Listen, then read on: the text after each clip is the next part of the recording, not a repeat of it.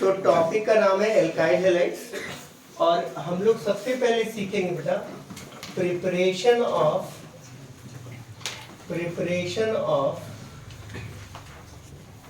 Alkyl halides. तो alkyl halides को बनाने के बहुत सारे मेथड हैं और बहुत सब सिंपल से मेथड है। तो हम लोग यहाँ पर बेसिक मेथड्स के रिएक्शंस देना सीखेंगे कि अगर आपको ROH है और इसको PCl3, अब मैं PCl3 बोल रहा हूं, आप इसको PX3 भी बोल सकते हैं।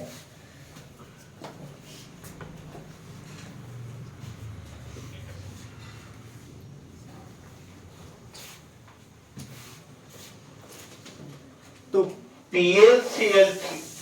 PCl3 या PX3 के साथ रिएक्शन करेंगे तो ये क्या करता है, OH को हटाकर कॉरेस्पॉन्डिंग X लगा देगा, तो यहां पर बन जाएगा RCl। उसी तरीके से अगर PCl5 हो या PX5 हो तो भी हमारा RX बन जाएगा, SOCl2 तो भी हमारा RX बन जाएगा या RCl बन जाएगा। तो हम लोगों ने देखा कि OH को हटाकर Cl लगाने के कुछ तरीके हैं या Br लगाने के कुछ तरीके हैं। When alcohol is treated with PCl3, PCl5 और SOCl2, इस पूरे रिएक्शन के दौरान हो क्या रहा है, जो कॉरेस्पॉन्डिंग हैलाइड है वो OH को हटा दे रहा है। तो कहीं पर भी अगर आप इस तरह की चीजें देखते हैं, कहीं पर भी आप इस तरह की चीजें देखते हैं कि OH को हटाकर Cl लगाने का तरीका क्या होगा, तो हम PCl3, PCl5 या SOCl2 के साथ इसका रिएक्शन कंप्लीट कर देंगे। नेक्स्ट है, हम लोग इस बात को समझने के लिए आपको इस तरह के रिएक्शंस दिए जा सकते हैं। OH CH2OH plus SOCl2।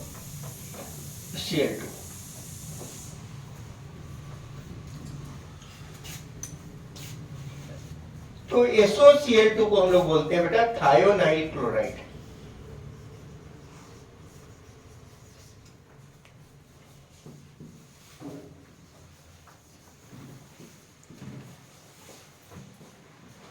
Thionyl chloride.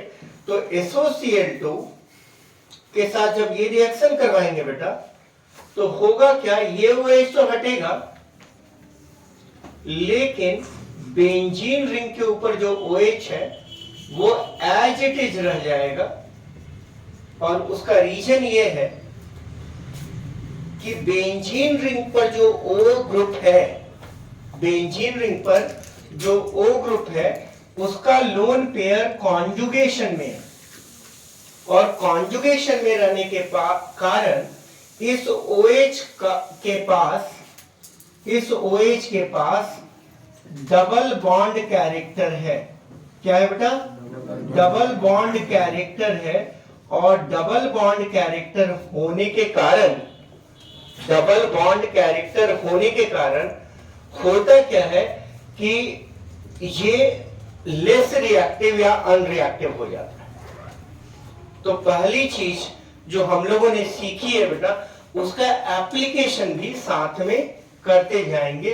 Preparation के बहुत सारे मेथड आप ऑलरेडी जानते हो, जैसे हम लोगों ने एल्केन को फ्री रेडिकल सब्स्टिट्यूशन करवाया था, हम लोगों ने एल्कीन के अंदर मार्कोनिकोव या एंटी मार्कोनिकोव एडिशन किया था। अब पूरे ऑर्गेनिक केमिस्ट्री को अगर गौर से देखोगे तो चीजें इंटरलिंक्ड है। जब हम लोग रिवीजन में जाएंगे तो हम लोग कुछ क्लोजली इसको देखेंगे और इनफैक्ट इनऑर्गेनिक केमिस्ट्री के अंदर भी आपको ये रिएक्शंस PCl3 और PCl5 के साथ दिख जाएगा। राइट। तो अगर आपको कल के डेट में कोई ऐसा रिएक्शन दे दे CH3Br, अब देखो एक्चुअल में तो मैं आपको एल्काइल हैलाइड पढ़ा रहा हूं, लेकिन ऑलरेडी आप जानते हो कि एल्काइल हैलाइड का कैरेक्टरिस्टिक क्या होता है, न्यूक्लियोफिलिक सब्स्टिट्यूशन। तो अगर मैं आपको इसके रिएक्शन करवाऊं KCN के साथ तो क्या होगा, जो Br है वो रिप्लेस होकर क्या हो जाएगा, CN on hydrolysis gets converted to CH3COH। अब मैंने आपको प्रिपरेशन ऑफ एल्काइल हैलाइड बताया है। अगर मैं यहां पर आपको दे दो PCl5, तो आपने तो कभी ये रिएक्शन नहीं देखा है, लेकिन एल्काइल हैलाइड के प्रिपरेशन को बताते समय मैंने किस बात पर एम्फेसिस किया, OH को हटाकर Cl लगाएंगे। अब ये बात अगर आप सीख लिए तो यहां पर आपने CH3 को कॉपी कर लिया, आपने किसको कॉपी कर लिया, CO को कॉपी कर लिया, आपने किसको हटाना है, OH को, और OH को हटाकर क्या लगा दोगे, तो even if you are seeing this reaction very first time you will be able to give this particular product। अब देखो हमारा रेंज कितना बढ़ गया है, अगर मैं यहां पर OH माइनस पार्शियल कर दूं तो आप अब आराम से CH3 को कॉपी कर ले रहे हैं और इसको किस चीज में कन्वर्ट कर देंगे, CONH2 में कन्वर्ट कर देंगे। अगर आपको मैं लिथियम एल्युमिनियम हाइड्राइड दूं तो आप इसको कन्वर्ट कर लोगे CH3CH2 NH2, राइट। तो यहां पर ये बात आपको प्रिपरेशन ऑफ एल्काइल हैलाइड में एक नई चीज हमने बता दी कि OH को हटाकर कॉरेस्पॉन्डिंग X लगाने के 3 तरीके हैं। आप अल्कोहल को PCl3 या PX3, PCl5 या SOCl2 के साथ कॉरेस्पॉन्डिंग रिएक्शन करवा सकते हो। इवन सेकेंड मेथड देखेंगे, ट्रीटिंग अल्कोहल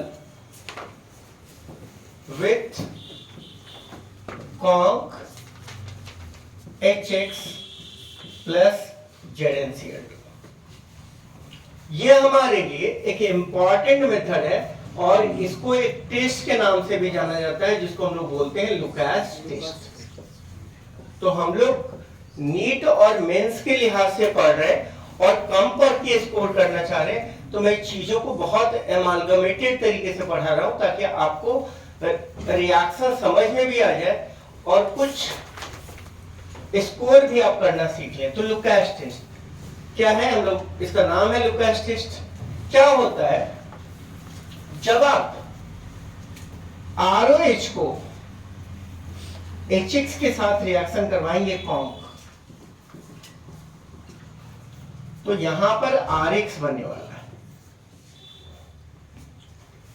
यहां पर RX बनने वाला है। अब ROH plus HX plus ZnCl2 के साथ भी कर रहे हैं तो एक तरीके से कैटलिस्ट का काम करेगा और यहां पर भी RX बनने वाला है। अब इस रिएक्शन का पाथवे क्या है, पहले इस रिएक्शन के मैकेनिज्म को थोड़ा समझते हैं और मैं सिंप्लीफाइड मैकेनिज्म बता रहा हूं तो आपको रिएक्शन मैकेनिज्म थोड़ा समझना चाहिए। तो रिएक्शन का पाथवे क्या है बेटा, बड़ा सिंपल है। रिएक्शन का पाथवे ये है कि ROH H प्लस एक्सेप्ट करके ROOH2 प्लस बनाता है। H2O being a good living group leaves and form a carbocation R plus, ये कार्बोकेटायन में जा रहा है। अब अभी तक जीओसी पढ़ते पढ़ते हम सबको कम से कम ये याद हो गया होगा कि what is the stability of carbocation. तो कार्बोकेटायन की स्टेबिलिटी का ऑर्डर होता है बेटा 3 degree, is more than 2 degree, is more than 1 degree, is more than Cl3+। ये हमारे कार्बोकेटायन की स्टेबिलिटी का ऑर्डर होता है। This is the order of stability of a carbocation. अब बच्चे ये समझ लो कि कार्बोकेटायन की स्टेबिलिटी का ऑर्डर है 3 degree, more than 2 degree, is more than 1 degree, is more than CH3+। इसका मतलब है कि अगर हम बोले लुकास टेस्ट तो सबसे पहले कौन देगा 3 डिग्री। तो 3 डिग्री अल्कोहल रिएक्ट्स फास्टेस्ट, वो फास्टेस्ट रिएक्ट करता है, इट रिएक्ट्स फास्टेस्ट, वो एट वंस रिएक्ट करता है। और 2 degree alcohol reacts with in 5 minutes, और अगर 1 डिग्री अल्कोहल है तो it reacts very slowly in 24 hours. एक तरीके से ऑलमोस्ट हम लोगों में इतना पेशेंस नहीं है कि हम 24 आवर्स के बाद अगर रिएक्शन को समझे या देखें तो हम लोग बोल देंगे कि ये ऑलमोस्ट रिएक्ट नहीं कर रहा है। बट मैं ये कतई नहीं बोल रहा हूं कि alone with HX, ZnCl2 has a role to play and we will talk about it later। So यहां पर आपको ध्यान में रखना है कि लुकास टेस्ट एक पर्टिकुलर रिएजेंट का कलेक्शन है जो HX प्लस ZnCl2 के प्रेजेंस में होगा। तो अगर आपसे कोई पूछता है कि how to differentiate between primary alcohol, secondary alcohol and tertiary alcohol, you have one method in your hand, that is known as Lucas test. जो 3 डिग्री अल्कोहल है वो तुरंत रिएक्ट करेगा, जो 2 डिग्री अल्कोहल है वो 5 मिनट में रिएक्ट करेगा, and 1 degree we can say very slow reaction और नो रिएक्शन। ये क्लियर हो गई बात। अब मेजर चीज जो एल्काइल हैलाइड के अंदर हमें पढ़ना है वो पढ़ना है एल्काइल हैलाइड की कैरेक्टरिस्टिक रिएक्शन, और थोड़ा हम लोग ऑलरेडी इसके बारे में बात कर चुके हैं। एल्काइल हैलाइड का जो कैरेक्टरिस्टिक होता है बेटा वो होता है न्यूक्लियोफिलिक सब्स्टिट्यूशन। आप बार बार जब मैं आपको ये बता रहा हूं बेटा कि आप जीओसी करो तो वहां पर देखो कि मोस्ट ऑफ द चीजें कवर हो गई हैं। यहां पर एक तरीके से हम थोड़ा और डेप्थ में चले जाएंगे, जब 2 बार पढ़ाने के बाद थोड़ा और डेप्थ में चले जाएंगे। तो न्यूक्लियोफिलिक सब्स्टिट्यूशन आपको याद होगा 2 तरह का होता है, SN1 एंड SN2। तो हम लोग ऑलरेडी इसके कुछ एस्पेक्ट के बारे में बात कर चुके हैं। यहां पर मैं SN1 और SN2 के सारे एस्पेक्ट्स को डील कर लूंगा, क्योंकि मैंने स्टीरियोकेमिस्ट्री वाला एस्पेक्ट इसमें डील नहीं किया था। तो यहां पर SN2 में क्या होता है बेटा, SN2 में ये RX है और इधर न्यूक्लियोफाइल है। तो ये न्यूक्लियोफाइल धीरे धीरे जब बॉन्ड बनाएगा तो ये नया बॉन्ड बनने के कारण ये बॉन्ड धीरे धीरे टूटेगा, राइट। तो ये न्यूक्लियोफाइल किधर से अटैक करेगा बेटा, ये न्यूक्लियोफाइल एक्स के अपोजिट से अटैक करेगा, एक्स के पीछे से अटैक करेगा। You can understand this. वो सामने से अटैक करेगा तो x माइनस NU माइनस को अपोज करेगा, क्योंकि मेरा ऑलरेडी बॉन्ड बना हुआ है। जब ये नया बॉन्ड फॉर्म हो रहा है, न्यू बॉन्ड फॉर्मेशन हो रहा है,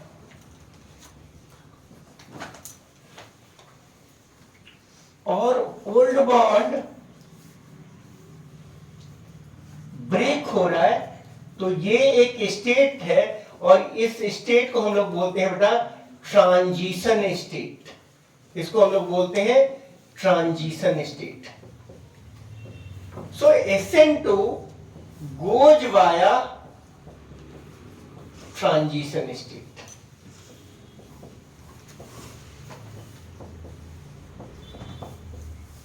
SN2 goes via transition state।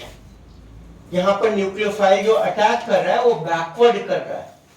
अगर बैकवर्ड कर रहा है तो अटैक करने के लिए ज्यादा जगह रहेगी, तो रिएक्टिविटी क्या होगी, ज्यादा होगी।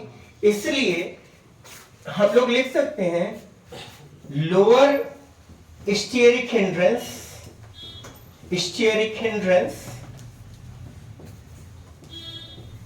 at the site of nucleophilic attack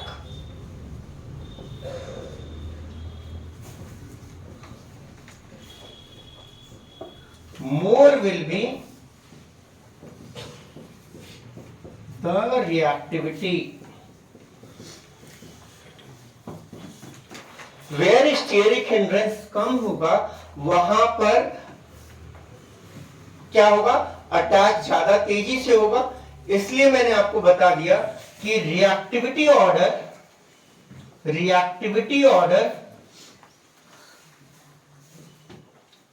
will be CH3X is more than 1 degree, is more than 2 degree, is more than 3 degree।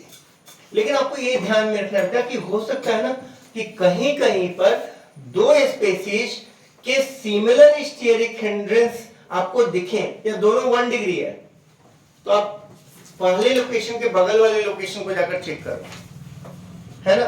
जहां पर X नहीं लगा उसके बगल वाले ग्रुप को चेक करो, उसके उधर वाले ग्रुप को चेक करो कि कहीं पर तो आपको डिफरेंस नजर आएगा। अगर दोनों 1 डिग्री है तो किसकी रिएक्टिविटी ज्यादा होगी, राइट। तो हो सकता है कि दो 1 डिग्री के बीच में भी आपसे क्वेश्चन पूछा जा सकता है। जैसे CH3X भी 1 डिग्री है, CH3CH2X भी 1 डिग्री होगा, दोनों में डिफरेंस आ रहा है। तो इस चीज को समझिएगा। जो नेक्स्ट एस्पेक्ट है बेटा वो है it goes via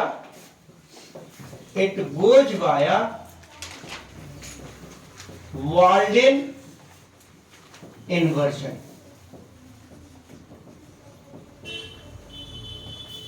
it goes via Walden inversion. अब ये वाल्डेन इन्वर्जन क्या है, ये सिंपली एक कॉन्फ़िगरेशनल इन्वर्जन है।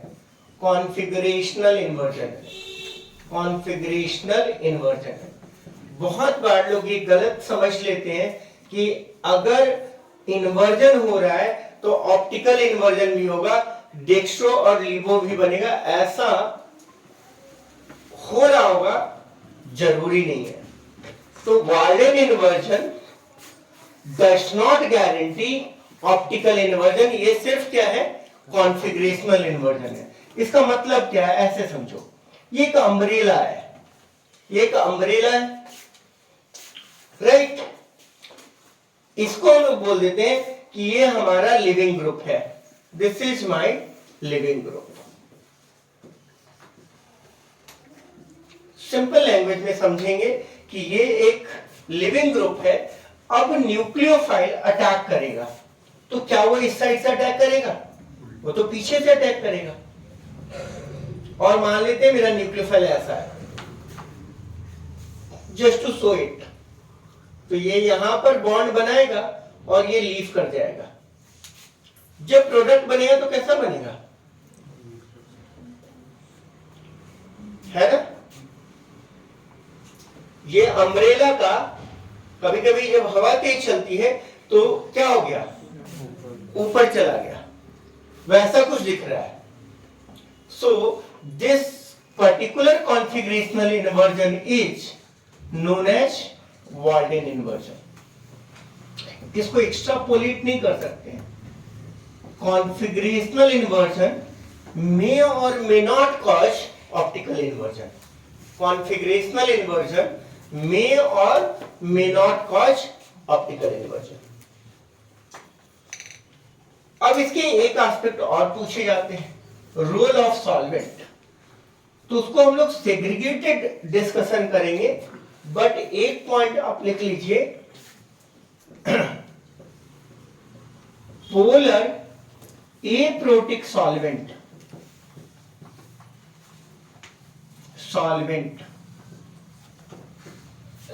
will favor SN2। अब इस बात को ध्यान में रखना कि कहीं पर भी आपको DMF दिख रहा है,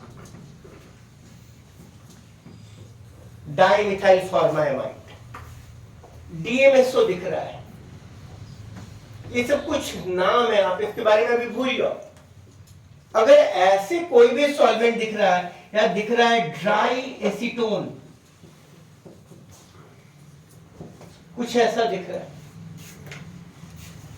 कुछ ऐसा दिख रहा है ड्राई एसीटोन, ये सारा इंडिकेट कर रहा है कि रिएक्शन क्या होगा बेटा, SN2 होगा। हमको पोलर सॉल्वेंट चाहिए बट प्रोटिक नहीं चाहिए, जो हाइड्रोजन बॉन्डिंग में पार्टिसिपेट कर रहा है, एक्वस नहीं चाहिए। तो polar aprotic solvent will favour SN2। अब स्कूल लेवल पर बहुत सिंपल क्वेश्चन SN2 के आते हैं, उसको हम लोग पहले डील कर लेते हैं। दो नेम रिएक्शन इस सॉल्वेंट को ध्यान में रखते हुए आपको स्कूल लेवल पर आता है, एक का नाम है फिंकेल्स्टीन और दूसरे का नाम है स्वार्ट्ज। कुछ भी नया नहीं है इसमें, कुछ भी नया नहीं है। अगर देखो बेटा, RX का हम लोग रिएक्शन करते हैं AgI के साथ in dry acetone.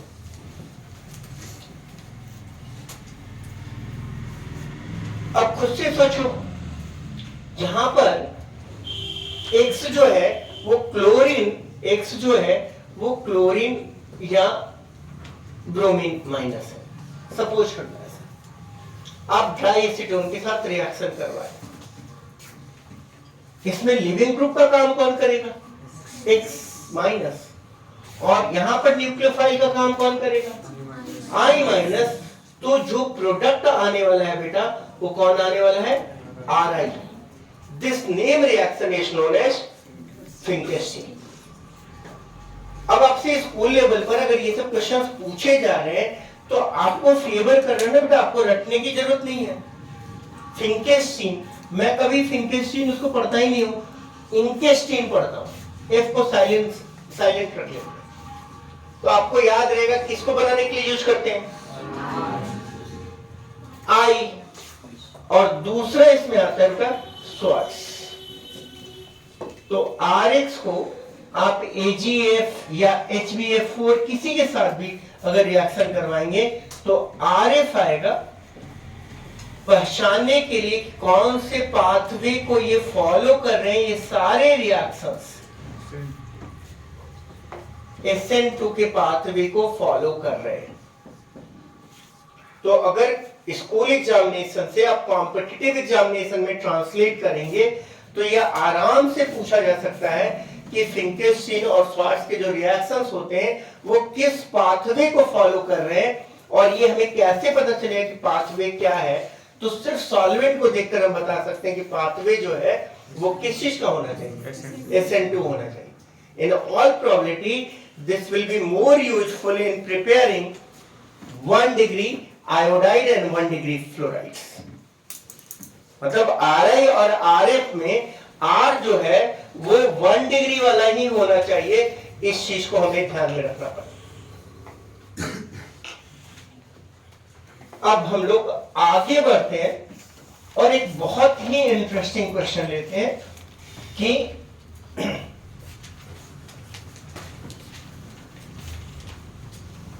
which one of RX or RCOX is more reactive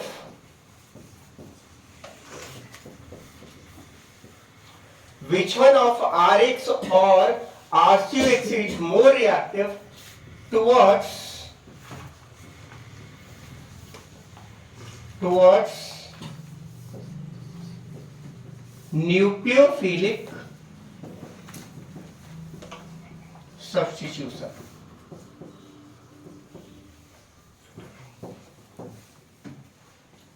अब ये बहुत इंटरेस्टिंग सा क्वेश्चन है, जिसके ये क्वेश्चन आपसे डायरेक्टली पूछा जा सकता है कि CH3Cl और CH3COCl में कौन ज्यादा रिएक्टिव है, क्यों? आंसर लिख लेते हैं बेटा, आंसर लिख लेते हैं। RCOX is more reactive than corresponding RX। जो RCOX है वो corresponding RX से ज्यादा रिएक्टिव है। अब ऐसा क्यों हो रहा है, इसको भी हम लोग समझने का प्रयास करेंगे। जहां पर देखो, जब हम लोग RX का रिएक्शन करवा रहे थे, तो इस न्यूक्लियोफाइल ने पहले अटैक किया था, क्योंकि इस बॉन्ड को तोड़ने के लिए जो एनर्जी चाहिए वो कहां से मिलेगी, वो बॉन्ड मेकिंग से बनेगी।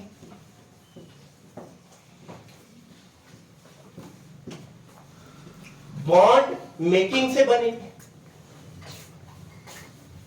अब एक स्टेज आया होगा बेटा, जब इस कार्बन सेंटर ने suffered pentavalency, it suffered a slight amount of पेंटावैलेंसी।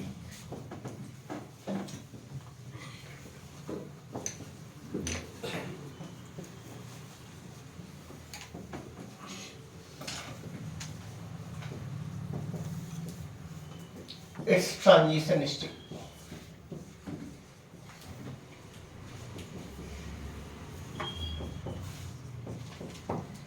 Whereas जब आप RCOX का रिएक्शन करवाएंगे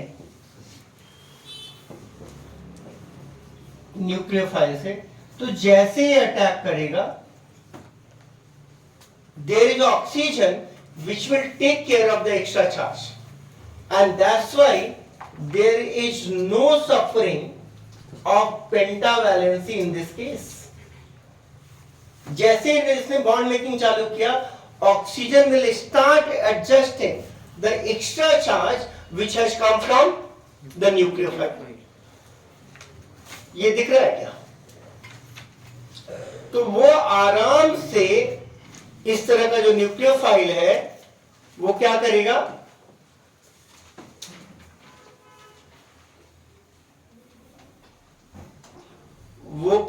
बेटा, कि वो उसको एडजस्ट कर लेगा कि वो पेंटावैलेंसी सफर कर रहा है। क्लियर है क्या? तो वो एडजस्ट करेगा कि पेंटावैलेंसी अगर कोई सफर कर रहा है तो वो कौन कर रहा है? RX कर रहा है, RCOX नहीं कर रहा है। And this is why RCOX is more reactive than corresponding RX. ये चीज सबको क्लियर हो गई?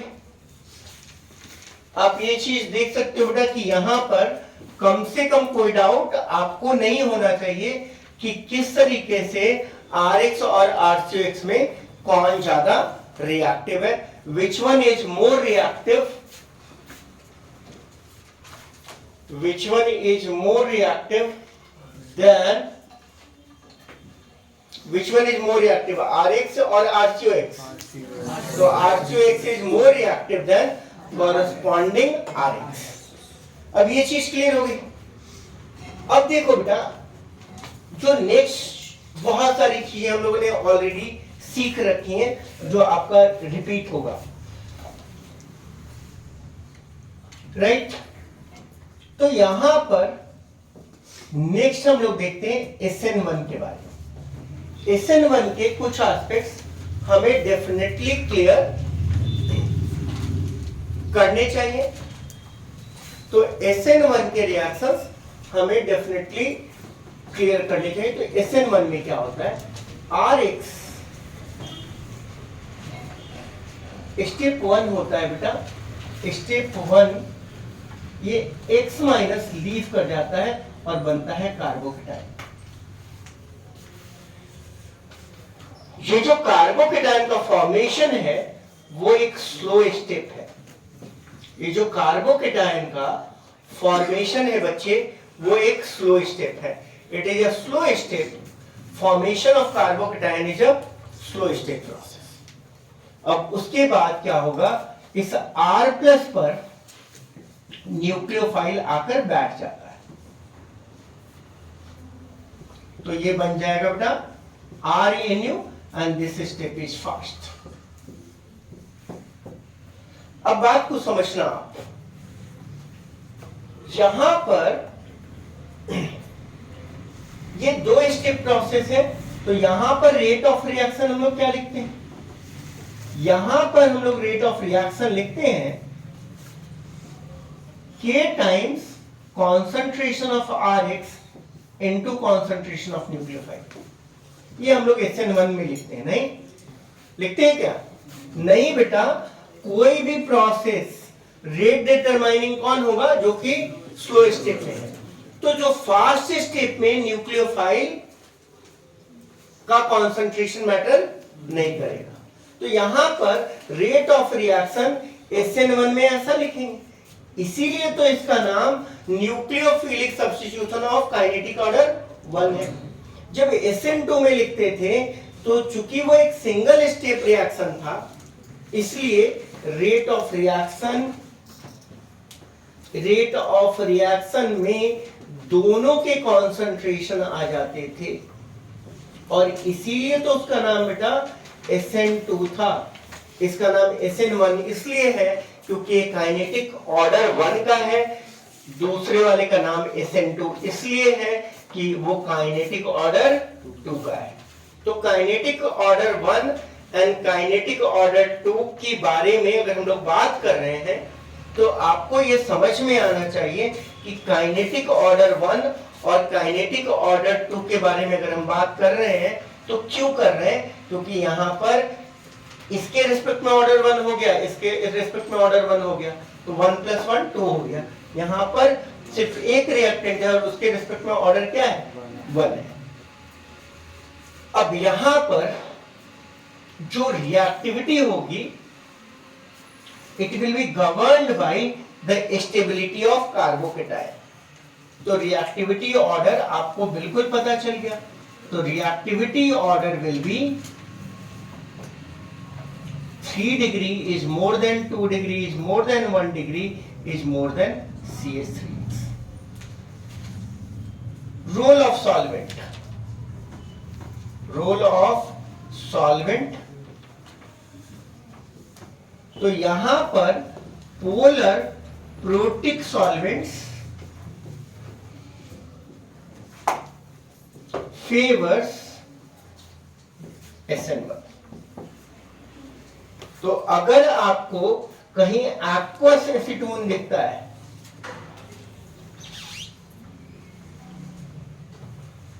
एक्वस एसीटोन दिखता है, इसका मतलब है SN1 वो सजेस्ट कर रहा है,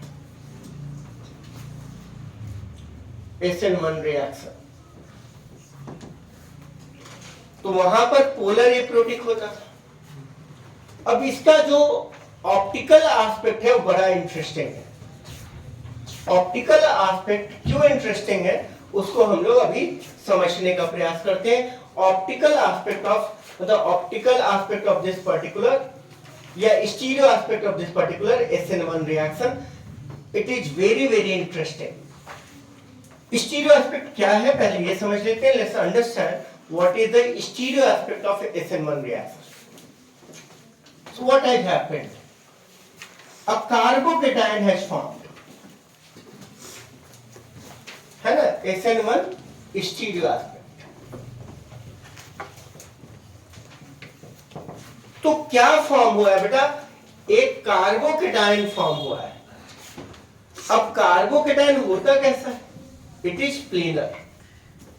अब प्लेनर है तो इसका मतलब है एक प्लेन पर न्यूक्लियोफाइल एबव द प्लेन भी अटैक कर सकता है और बिलो द प्लेन भी अटैक कर सकता है। इसका मतलब है कि इससे बनने वाली चीजें जनरली क्या होनी चाहिए थी? रेसमिक मिक्सचर होनी चाहिए थी,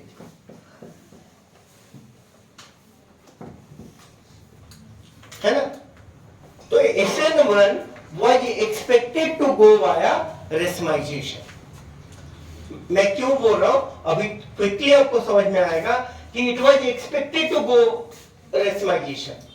Why that is the case मैं आपको बहुत क्लियरली बता रहा हूं बेटा कि कार्बोकेटायन बना और कार्बोकेटायन प्लेनर होता है। अगर वो प्लेनर है तो न्यूक्लियोफाइल कहां से अटैक कर सकता है? 50% ऊपर और 50% नीचे। लेकिन to your surprise let's write a statement in hits. तो हिट्स में एक स्टेटमेंट लिखेंगे। हिट्स में एक स्टेटमेंट लिखेंगे बच्चे। वो स्टेटमेंट क्या है जरा उसको नोट कर लेते हैं। हिट्स में एक स्टेटमेंट लिखेंगे SN1 goes via racemization plus slight inversion।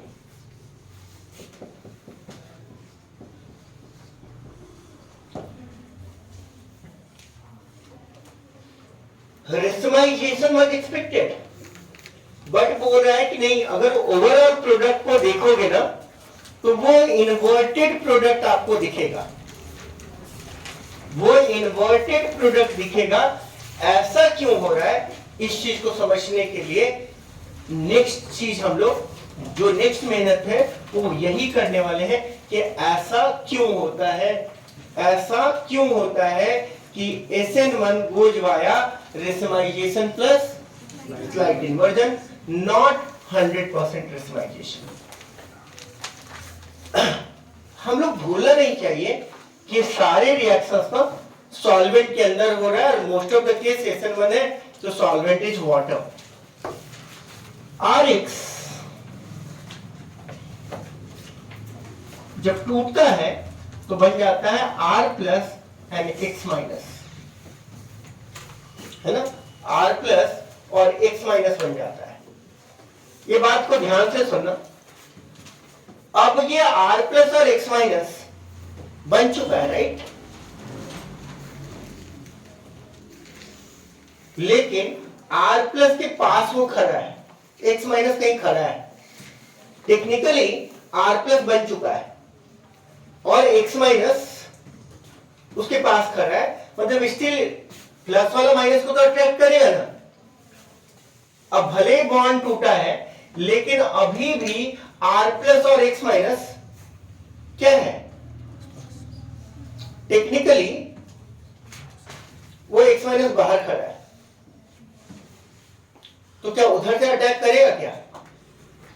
अभी भी ये आयन पेयर के रूप में एग्जिस्ट कर रहा है। And this is the time inversion take place।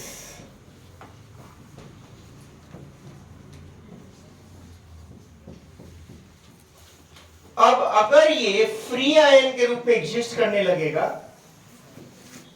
Free ion के रूप में एग्जिस्ट करने लगेगा, मतलब कि R प्लस से X माइनस बहुत दूर है, तो ये वो समय होगा जब क्या हो रहा होगा बेटा कि दोनों तरफ का अटैक इक्वली पॉसिबल होगा।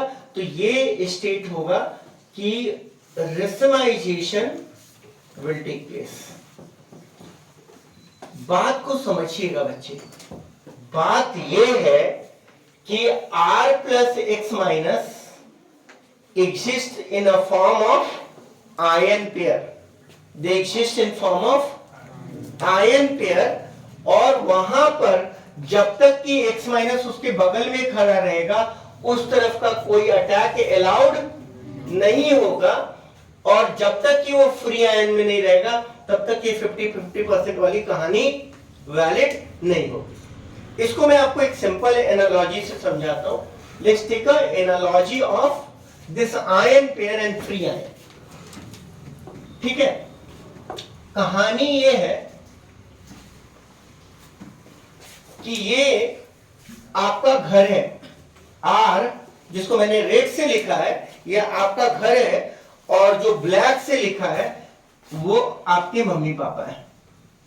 ठीक, अब आपने डिसाइड किया कि आपके दोस्त जो न्यूक्लियोफाइल है वो मम्मी पापा जाने वाले हैं घर के बाहर, तो पार्टी करने के लिए आएंगे, है ना। मम्मी पापा घर के बाहर जाने वाले हैं तो पार्टी करने के लिए आएंगे, है ना। तो क्या हुआ कि आपने अपने 10-12 दोस्तों को बुला दिया और बोला कि भाई आ जाइए, पार्टी है। तो कहा है पार्टी है, मम्मी पापा जा रहे हैं घर के बाहर। तो दोस्त तो भांति भांति के प्रकार के होते हैं।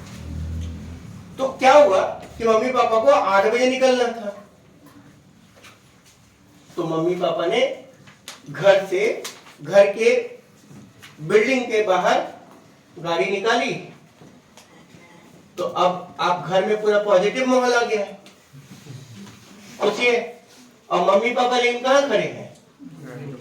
घर के जस्ट गेट के बाहर, और आपके दोस्त का फोन आ गया, पहुंच गए आ गए जो है, राइट।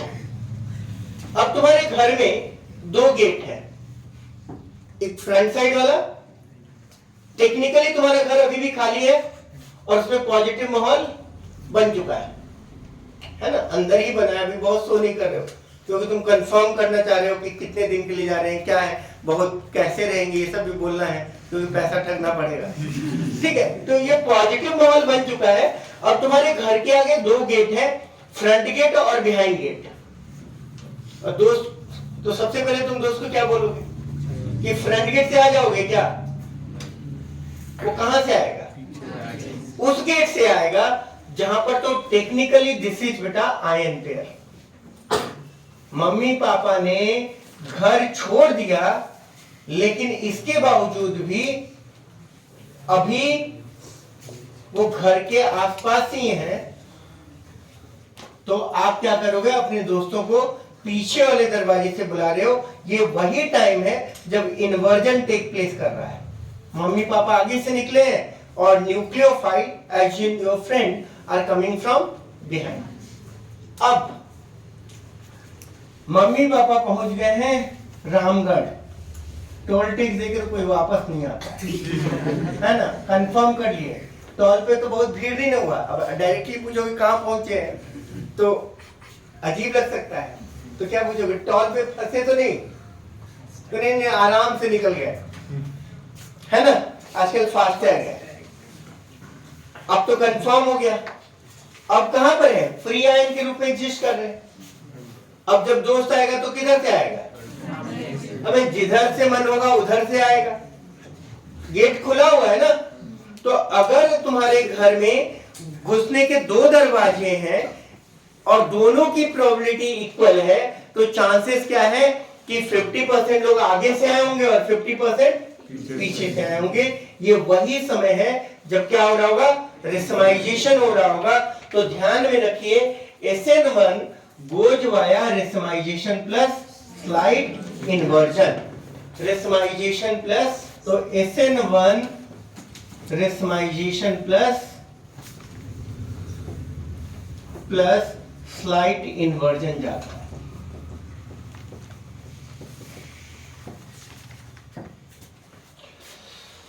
तो ये कहानी होगी बेटा SN1 और SN2 की।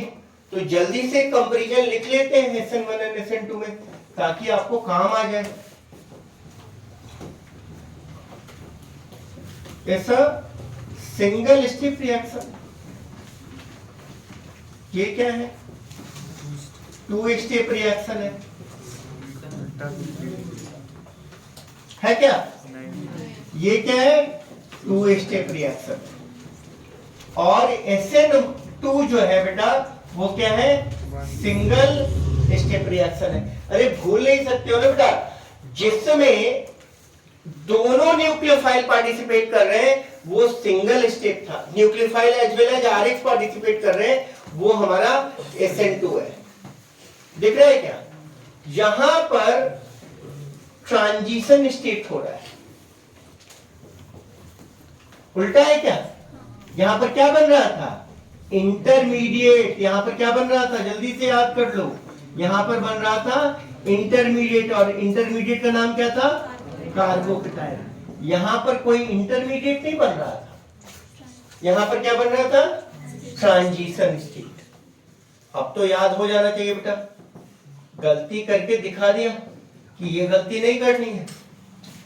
Rate of reaction, rate of reaction यहां पर हो गया K इंटू सिर्फ RX, सिर्फ RX। अब तक तो याद हो गया होगा।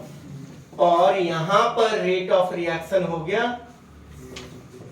RX का भी और न्यूक्लियोफाइल का भी।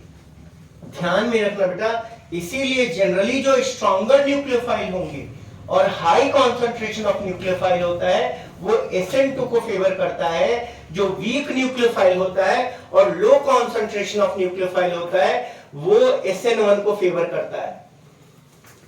ये जाता है, रिएक्टिविटी ऑर्डर लिख लेते हैं।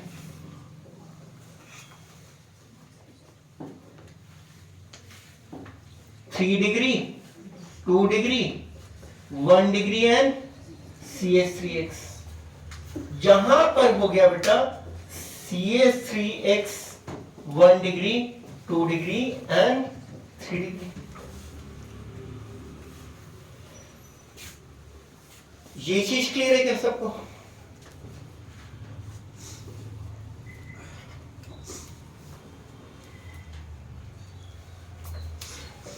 ये चीज क्लियर है क्या? मैं पांचवा पॉइंट ऊपर लिख देता हूं, खास करके अगर किसी को विजिबिलिटी का इश्यू होगा ऑनलाइन वालों को। तो यहां पर it is favored by polar protic solvent. SN1 is favored by polar protic solvent. It is favored by polar aprotic solvent.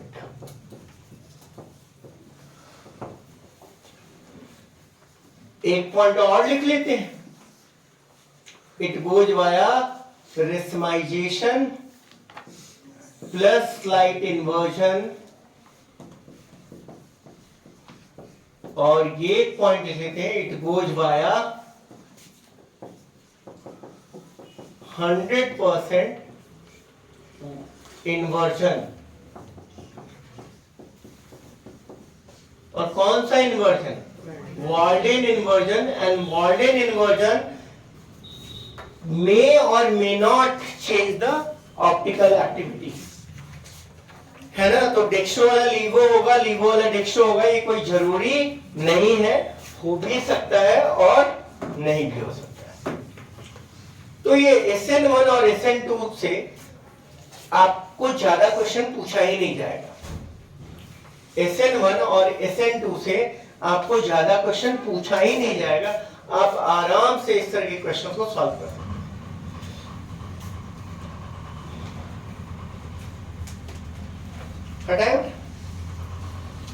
अब एक दो और एस्पेक्ट्स को हम लोग यहां पर डील करने की कोशिश करते हैं।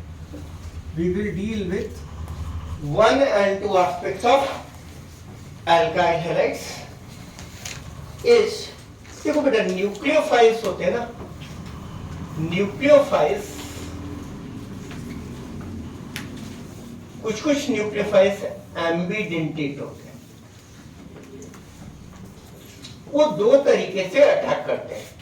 तो मैं यहां पर एक सिंपल सा एनसीईआरटी का शॉर्ट एग्जांपल का क्वेश्चन से ही आपको समझा देता हूं कि जब आरएक्स को आप केसीएन के साथ रिएक्ट करते हो तो आरसीएन बनता है, लेकिन जब आप आरएक्स को बच्चे एजीसीएन के साथ रिएक्ट करते हो ना तो आरएनसी बनता है। तो यहां पर साइनाइड बन रहा है, और यहां पर क्या बन रहा है बेटा, आइसोसाइनाइड बन रहा है। तो when Rx is treated with KCN, RCN forms, and when Rx is treated with AgCN, RNC has formed. ऐसा इसलिए हो रहा है बेटा कि KCN जो है वो इलेक्ट्रोवैलेंट है और AgCN जो है वो क्या है, कोवैलेंट। इस इलेक्ट्रोवैलेंट और कोवैलेंट होने से क्या फर्क पड़ रहा है बेटा कि KCN में ये Cn माइनस के फॉर्म में है और Cn माइनस अगर प्रॉपर्ली बनाएंगे तो ऐसा दिखेगा।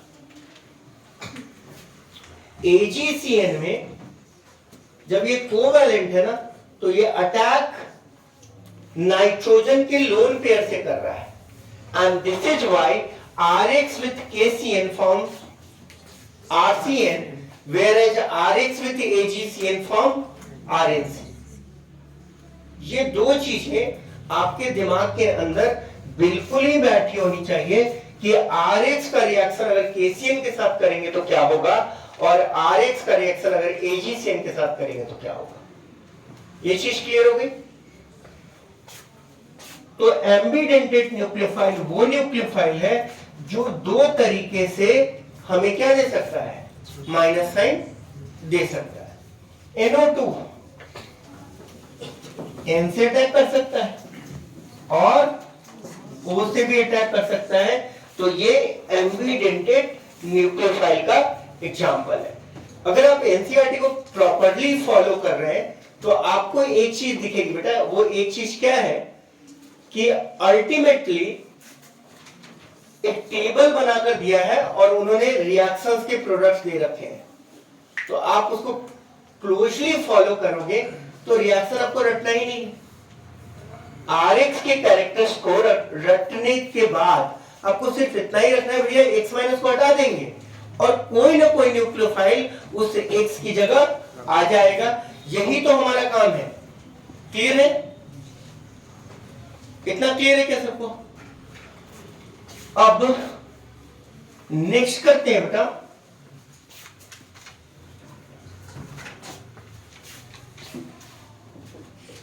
आप क्या करते हो जब ये सब पढ़ लिया तो आपने देखा कि CH3Cl को हम एक्वस KOH के साथ रिएक्शन करवाते हैं।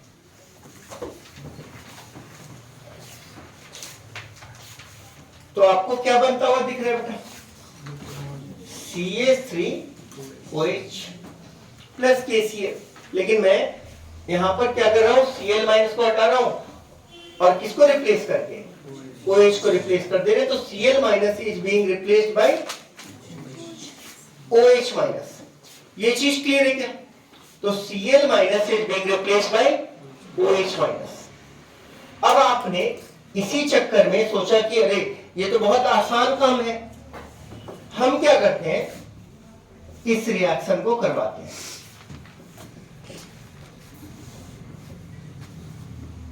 Aqueous KOH। आपने क्या किया, एराइल हैलाइड को, इस केस में क्लोरोबेंजीन को या बेंजीन क्लोराइड को, जो भी आप पढ़ना चाहें, कॉमन नेम या आईपीसी नेम, आपने सोचा कि ये बन जाएगा, ऐसा आपने सोचा, बट ये एक गलत सोच थी। यहां पर जो रिएक्शन होता है वो होता है नो रिएक्शन। यहां पर होता है नो रिएक्शन। रीजन क्या है बेटा, aryl halides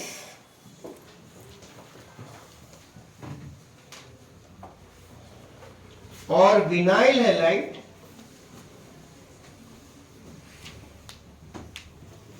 don't go nucleophilic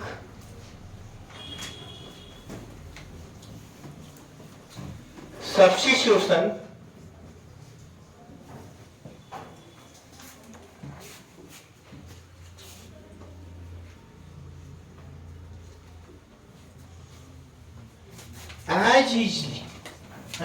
easily as corresponding alkyl halide.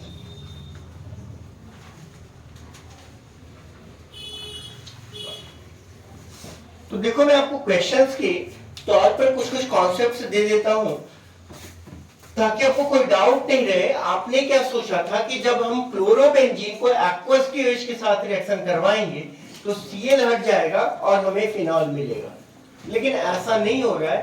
उसका भी रीजन रेजोनेंस है। इस लोकेशन को बेटा गौर से देखो, क्लोरीन के पास लोन पेयर है और वो लोन पेयर बेंजीन रिंग के साथ क्या है, बेंजीन रिंग के साथ कॉन्जुगेशन है। उसके कारण यहां पर एक पार्शियल डबल बॉन्ड कैरेक्टर आ रहा है। तो due to resonance there is development of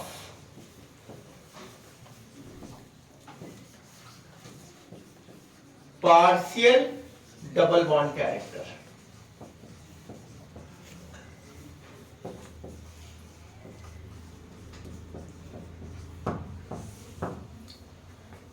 Due to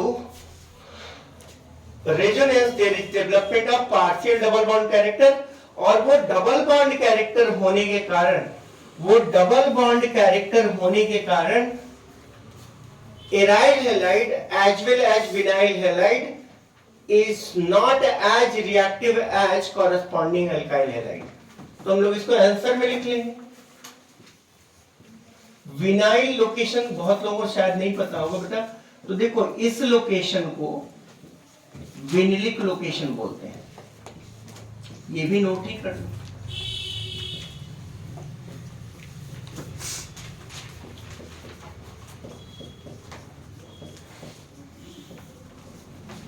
ये हमारा एलाइलिक लोकेशन है। तो there is something known as allylic location. तो डबल बॉन्ड के बाद जो कार्बन है उस कार्बन के लोकेशन को हम लोग एलाइलिक लोकेशन बोलते हैं, और डबल बॉन्ड पर जो कार्बन है उस लोकेशन को हम लोग क्या बोलते हैं, विनिलिक लोकेशन बोलते हैं। तो यहां पर देखो double bond separated by a single bond from a lone pair है क्या, दिख रहा है क्या? और इसलिए अगर यहां पर कोई क्लोरीन होता उसको दिक्कत नहीं है।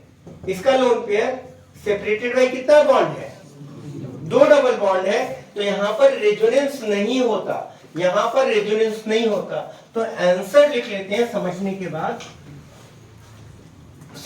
बाद, आंसर लिख लेते हैं कि in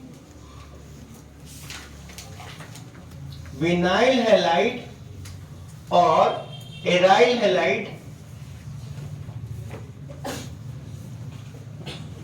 their is development of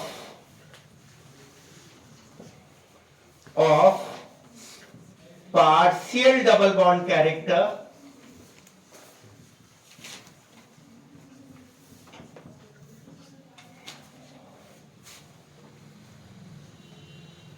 hence these compounds are less reactive.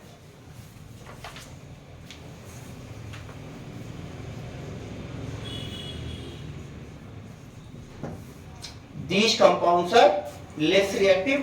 ये कंपाउंड इसीलिए लेस रिएक्टिव है क्योंकि यहां पर development of partial double bond character हो रहा है, यहां पर development of partial double bond character हो रहा है। तो हम लोग क्विकली यहां पर सीखेंगे बेटा douse method for making phenol.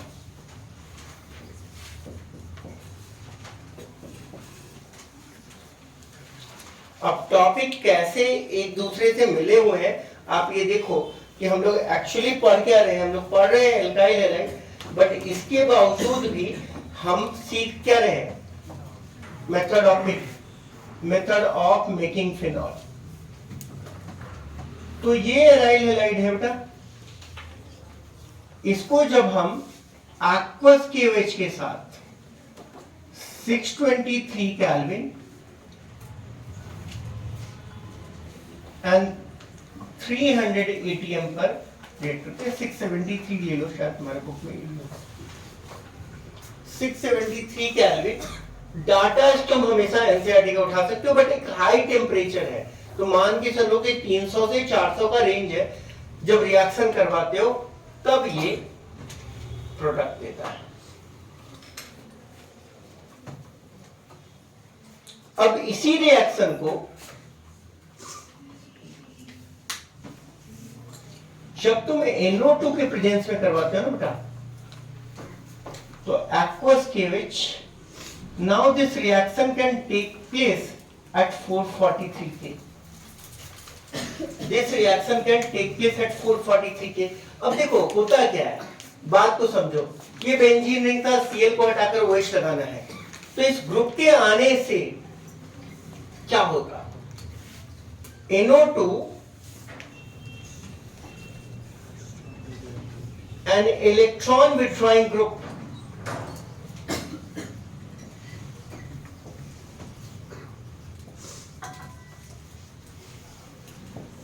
NO2 एक इलेक्ट्रॉन विड्रॉइंग ग्रुप है और एक इलेक्ट्रॉन विड्रॉइंग ग्रुप इलेक्ट्रोफाइल को डीएक्टिवेट करेगा।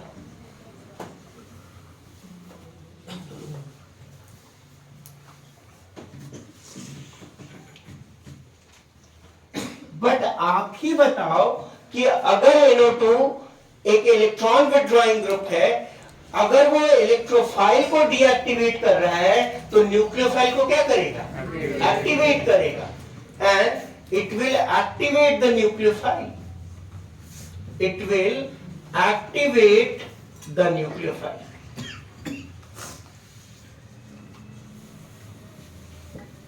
वो इलेक्ट्रोफाइल को भले डीएक्टिवेट करेगा बेटा, न्यूक्लियोफाइल को एक्टिवेट करेगा।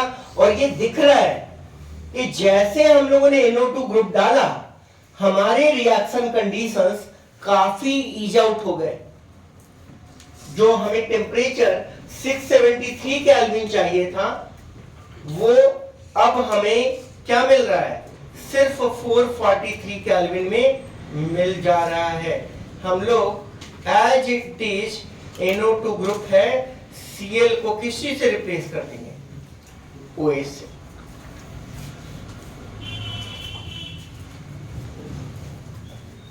अब इसका एक एक्सट्रीम एग्जांपल्स ले लेते हैं कि कैसे रिएक्शन में हम जो सिर्फ काम की चीजें सीख रहे हैं वो मैटर करती है, ना कि रिएक्शन के अंदर क्या हम लोगों ने तामझाम लगा दिया है।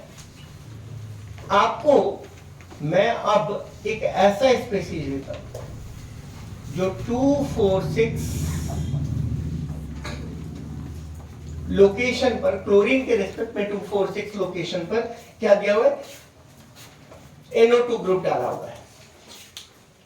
अब जब आप इस रिएक्शन को forget about the aqueous KOH, H2O के साथ भी रिएक्शन करवाते हो, वो भी H2O बहुत ज्यादा टेम्परेचर नहीं, वार्म H2O के साथ रिएक्शन करवाते हो, तो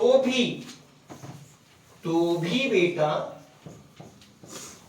जो Cl है ना वो हट जाता है और क्या बन जा रहा है, OH लग जा रहा है। ये जो 2,4,6 ट्राइनाइट्रोफिनॉल दिख रहा है ना बेटा, इसका कॉमन नेम है पिक्रिक एसिड। इसका नाम है picric acid and it's more acidic then carboxylic acid, picric acid. तो नीट में, मेंस में ऐसे क्वेश्चन भी आ जा सकते हैं कि which of the following acid does not contain COH group. तो ये एसिड तो है लेकिन इसके पास कोई COH ग्रुप नहीं है, कार्बोक्सिलिक एसिड नहीं है, तो picric acid is more reactive than carboxylic acid. वो कार्बोक्सिलिक एसिड से ज्यादा रिएक्टिव है। Picric acid is more reactive than carboxylic acid. Picric acid is more reactive than carboxylic acid. तो 2,4,6 ट्राइनाइट्रोफेनॉल which is known as picric acid is more reactive than carboxylic acid। ये बात समझ में आ रही है? यहां पर NO2 ग्रुप का जो रोल है वो आपको क्लियर हो गया कि जो भी ग्रुप इलेक्ट्रोफाइल को डीएक्टिवेट करता है वो न्यूक्लियोफिलिक रिएक्शन को एक्टिवेट करेगा। जो भी रिएक्शंस इलेक्ट्रोफाइल को एक्टिवेट कर रहा है वो न्यूक्लियोफाइल को डीएक्टिवेट करेगा। तो इस तरह की चीजें आपके दिमाग के अंदर बैठनी चाहिए। आपके दिमाग के अंदर ये बैठना चाहिए कि अगर कोई भी रिएक्शन है, अगर वो इलेक्ट्रोफाइल को एक्टिवेट कर रहा है तो न्यूक्लियोफाइल को डीएक्टिवेट करेगा, और न्यूक्लियोफाइल को अगर वो डीएक्टिवेट कर रहा है तो इलेक्ट्रोफाइल को एक्टिवेट कर रहा है। ये सब क्लियर हो गया ना? मतलब इलेक्ट्रोफाइल को एक्टिवेट करने वाला न्यूक्लियोफाइल को डीएक्टिवेट करेगा, इलेक्ट्रोफाइल को डीएक्टिवेट करने वाला न्यूक्लियोफाइल को एक्टिवेट करेगा। इस पे छोटे छोटे क्वेश्चंस पूछे जा सकते हैं। तो बहुत सिंपल क्वेश्चन आपको इस पे पूछा जा सकता है। हम लोग ऑलरेडी देख चुके हैं बेटा, सारे जो रिएक्शंस है सैंडमेयर्स वो सारे हम लोगों ने देख रखे हैं, राइट? अब यही सब क्वेश्चन का ब्यूटी है कि अगर आप एराइल हैलाइड्स के क्वेश्चंस देखेंगे तो आपको कुछ भी नया नहीं दिखने वाला है। आपको लिटरली कुछ भी नया नहीं दिखने वाला है। सारी चीजें आपको रिपीटेड ही आने वाली है। जैसे डाइजोनियम के साथ कुछ नेम रिएक्शंस हम लोगों ने अमाइंस पढ़ते समय सीखा था। तो आपको मैं वही बता रहा था, why we learned amine first, कि हमें कुछ नेम रिएक्शंस पहले ही चैप्टर में एनसीईआरटी के क्लास 12 में मिल जाता है। अब कोई बच्चा कैसे करेगा? Cu2Cl2 क्या होगा? क्लोरोबेंजीन बन जाएगा बेटा। और इस रिएक्शन का नाम क्या है? सैंडमेयर्स है। सैंडमेयर्स रिएक्शन। इस रिएक्शन का नाम क्या है? सैंडमेयर्स है। अगर यही रिएक्शन Cu प्लस HCl के साथ होगा, प्रोडक्ट तो सेम बन रहा है, लेकिन इस रिएक्शन का नाम क्या हो गया? गैटरमैन। अब हम लोगों ने यहां पर कुछ कुछ रिएक्शंस देख लिया कि सैंडमेयर्स, Gattermann, फिंकेस्टीन and Schwarz, these are the name reactions which we have learned for making alkyl halide। बस नया इतना ही है, जो भी रिएक्शंस के मैकेनिज्म हम लोगों ने सीखे वो स्टिल वैलिड है, राइट? हटाए इसको। तो अभी मैं स्टीरियोकेमिस्ट्री के बाद आपको कुछ कुछ चीजें यहां पर 2, 4, 5 क्वेश्चंस करने के लिए देता हूं। फिर हम आपको 1 घंटे का ब्रेक देंगे जिसमें कि आप इसको रिवाइज कर लीजिएगा, and then we will come back and finish the alcohols and ethers. बहुत कंटिन्यूटी में है तो आपको बहुत दिक्कत नहीं होगी। देखिए CH2, CaCl, CH3, alcoholic KOH। तो मैं कुछ क्वेश्चंस आपको यहां पर करवा दे रहा हूं जिससे कि आपको थोड़ी और क्लैरिटी आ जाएगी। तो यहां पर 3 प्रोडक्ट बना, A मेजर है, B एंड C माइनर है। तो पहला काम तो आपका यही है, आइडेंटिफाई ABC। ये पहला क्वेश्चन है।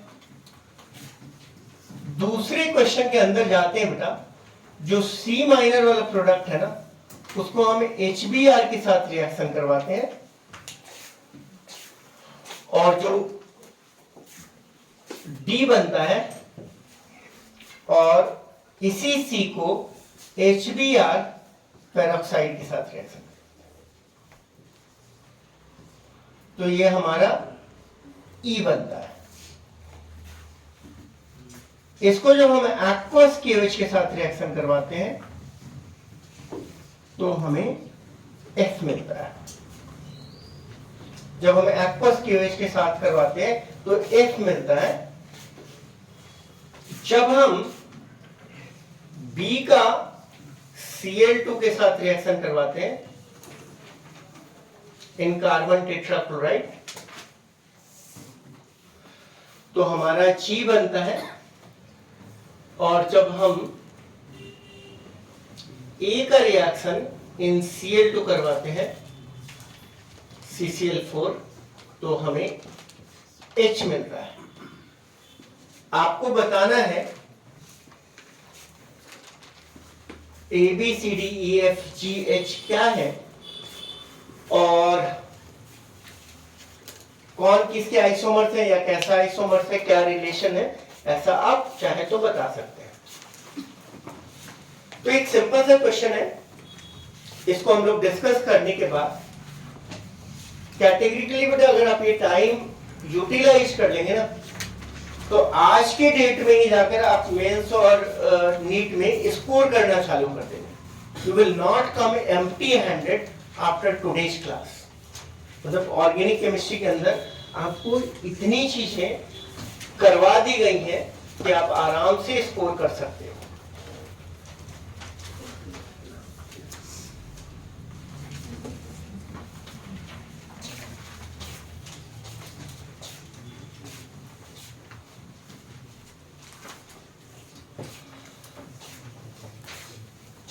तो देखो बेटा यहां पर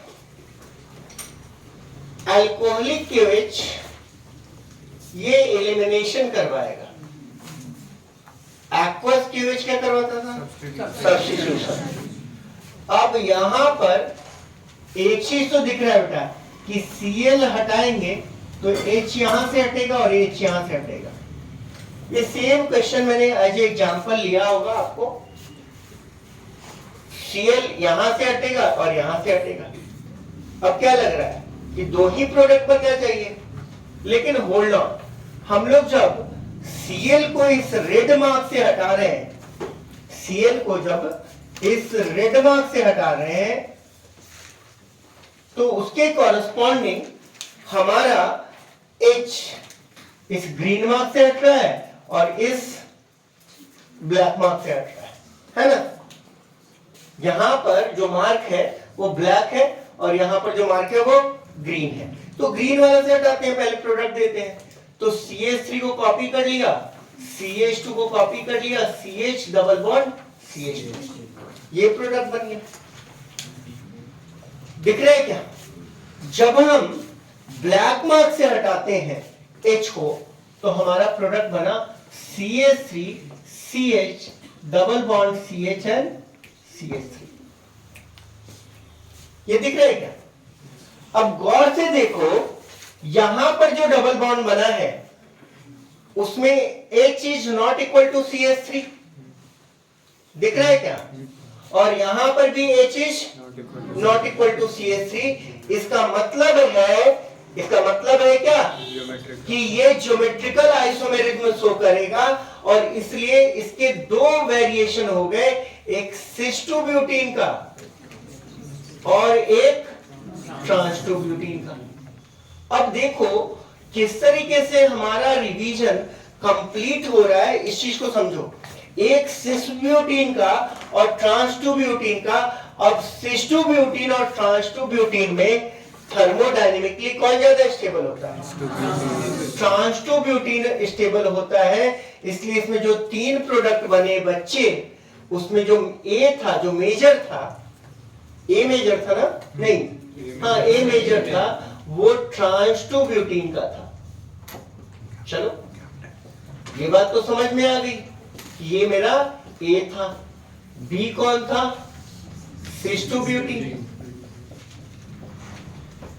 और जो C था वो मेरा माइनर प्रोडक्ट था अकॉर्डिंग टू सेट्जेफ्लोस।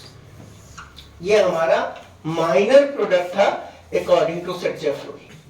अब जब C को HBr के साथ रिएक्शन करवाएंगे बेटा, तो मार्कोनिकोव एडिशन से हाइड्रोजन उसके पास जाएगा जिसके पास ज्यादा हाइड्रोजन है, और जब एंटी मार्कोनिकोव करवाओगे तो हमारा प्रोडक्ट क्या होगा? जब एक्वस केओएच दोगे तो सब्स्टिट्यूशन होगा।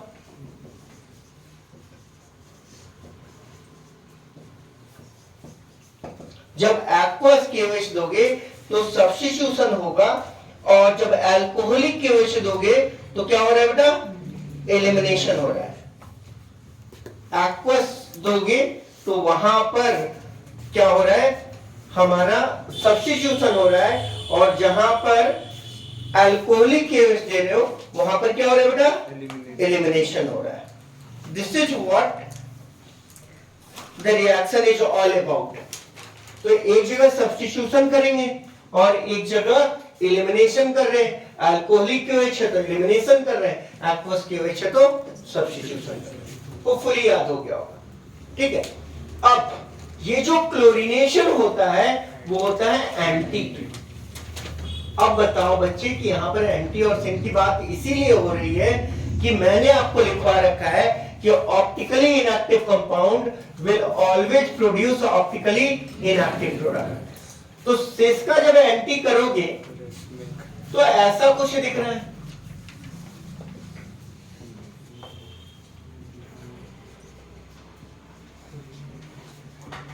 राइट? तो सिस और एंटी गिव रेसमिक मिक्सचर। अभी इसकी बात ही इसीलिए हो रही है बच्चे क्योंकि दो स्टीरियो सेंटर बन रहा है। यहां पर ट्रांस है और ट्रांस और एंटी क्या देगा? मीजो देगा। तो यहां पर एक मीजो प्रोडक्ट बन रहा है, यहां पर एक मीजो प्रोडक्ट बन रहा है। ये मीजो है और यहां पर रेसमिक है। रेसमिक और मीजो में क्या रिलेशन है बेटा? वो एक दूसरे का डाया स्टीरियोमर्स है। क्लियर है क्या? तो इस तरह की क्वेश्चंस अब आप आराम से सॉल्व कर सकते हो, ऐसा मैं आपको बोल रहा हूं। आप नहीं भी कर सकते हो। हटाए क्या?